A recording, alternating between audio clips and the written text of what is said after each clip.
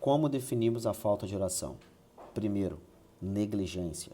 Você já teve a coragem de ler a carta que John Wesley escreveu ao seu discípulo? Eu lhe pergunto, se já teve coragem? Porque a carta de Wesley ao seu discípulo é vexatória e constrangedora para todos nós. Sinto-me envergonhado de lê-la. Veja, o que tem prejudicado excessivamente nos últimos tempos, e temo que seja o mesmo atualmente, é a carência de leitura. Eu raramente conheci um pregador que lesse tão pouco, e talvez por negligenciar a leitura você tenha perdido o gosto por ela. Por esta razão, seu talento na pregação não se desenvolve.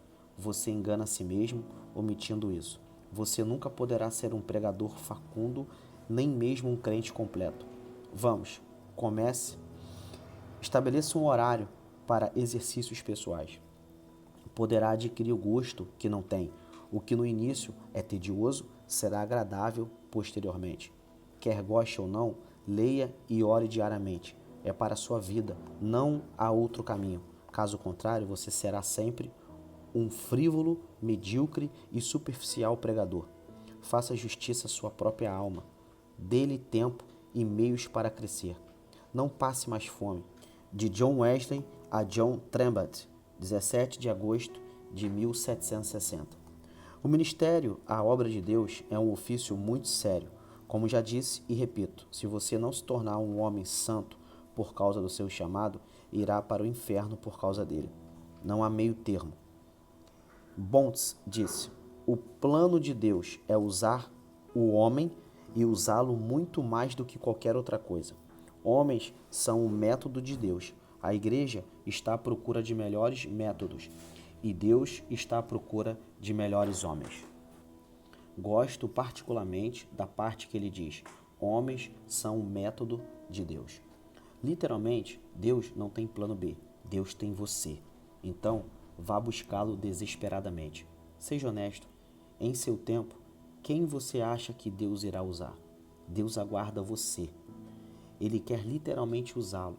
Você não pode viver levianamente, distraído, seguindo um fluxo da vida. Precisa ser intencional, pois Deus tem sido intencional para com você. Corra desesperadamente para o seu quarto e ore. Segundo, falta de interesse espiritual. O outro fator que acho terrível na falta de oração é a falta de apetite, de interesse espiritual. Leonardo Ravenhill sempre dizia: se tratássemos nossa vida material como tratamos nossa vida espiritual, estaríamos mendigando. De fato, vejo uma mendicância espiritual. Porém, o pior, estamos mendigando sem saber.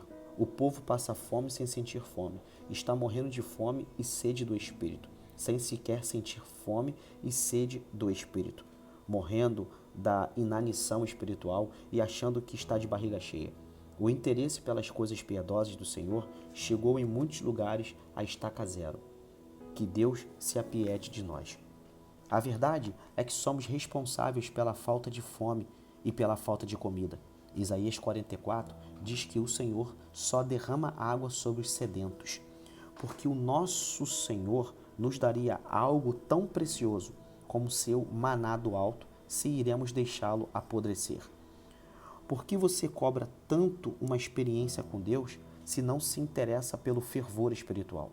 Se você vai por águas rasas, você irá até onde quer, mas se você vai por águas profundas, é o rio que o leva. O que vejo hoje é a falta de profundidade. Em muitos lugares, os homens de Deus são rasos e secos. Os corações são rasos, os olhos são secos. Boa parte de nossos sermões são superficiais. Não há profundidade de conhecimento e profundidade espiritual. Precisamos de um avivamento de fome da palavra e do Espírito.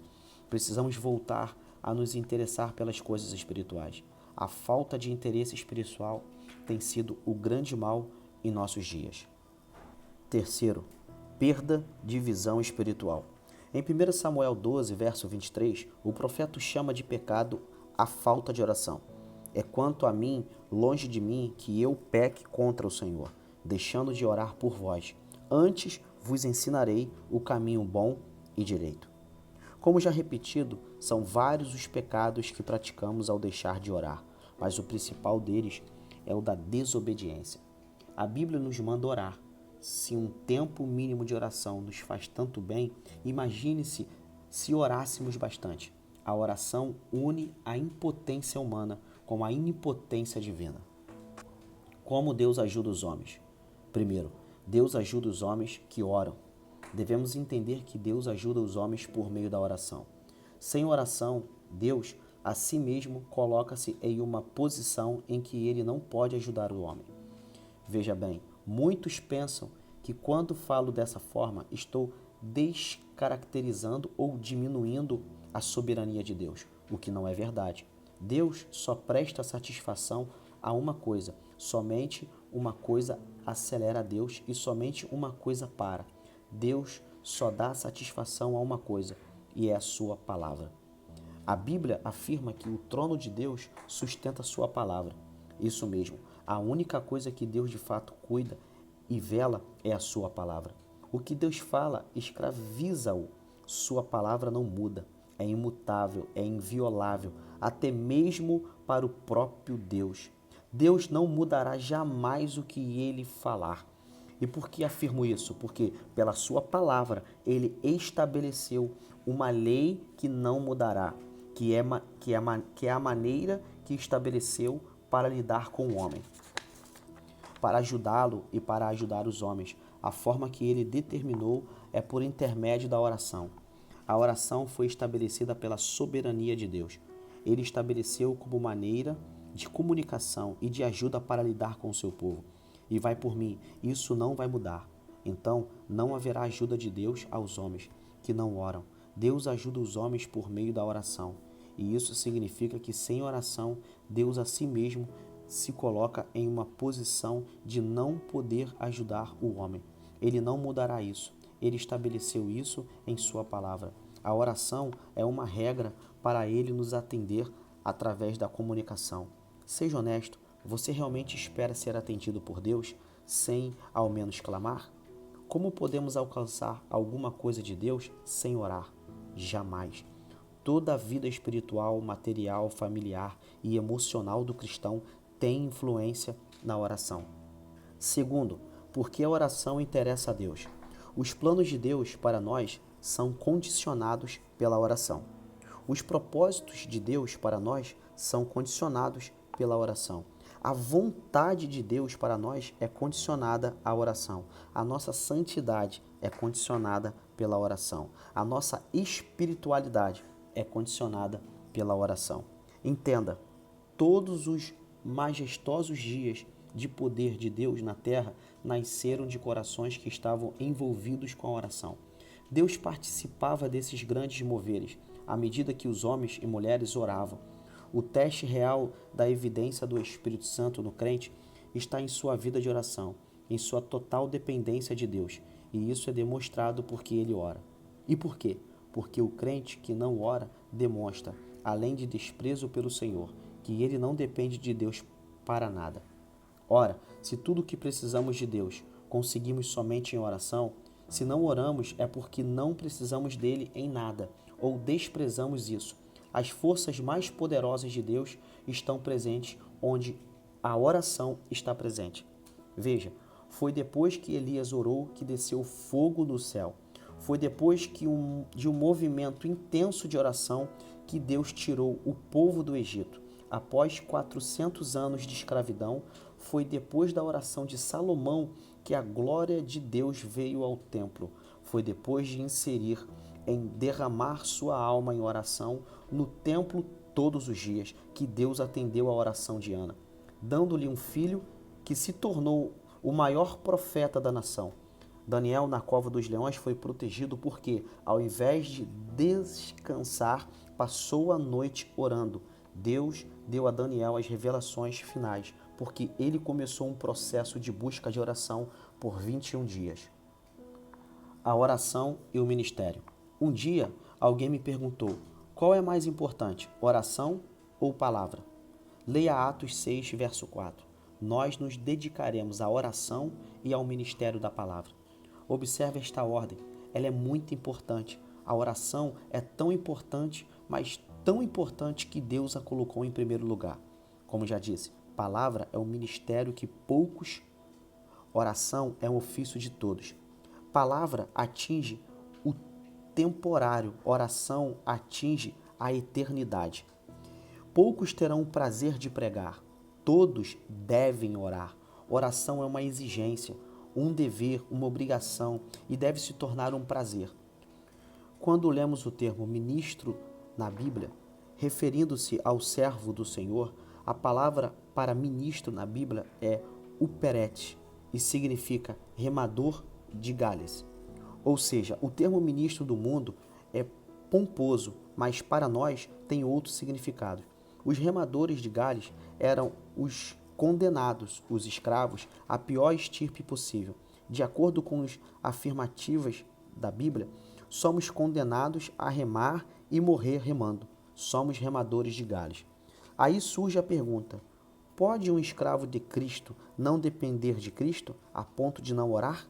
O termo dedicaremos vem da palavra grega prokastereo e quer dizer ser partidário, ser delicado e continuar em todo o tempo em um lugar. O ministro, o homem ou mulher de Deus, deve estar todo o tempo no lugar de oração e meditação da palavra. Esse é o nosso partido, esse é o nosso chamado, essas são as causas do Senhor. Esses homens e mulheres de Deus se dedicam às coisas do Senhor. Devemos crescer e viver sob as leis da oração. Romanos 12, verso 12 diz: regozijai-vos na esperança, sede paciente na tribulação, na oração perseverante. Em Colossenses 4, verso 12, está escrito: saúda-vos, Epáfras, que é dentre vós servo de Cristo Jesus, o qual se esforça sobremaneira, continuadamente, por vós nas orações. Isso é tomar um partido, isso é vestir a camisa, isso é dedicação. Vemos aqui que a igreja primitiva estava debaixo das leis da oração. A tarefa da pregação tem muito pouco valor se ela não vier de corações trabalhados pela oração, e de nada lhe servirá se não tiver parceria da oração. Em Atos 6, verso 1 ao 8, temos o registro de como os apóstolos estavam perdendo o poder.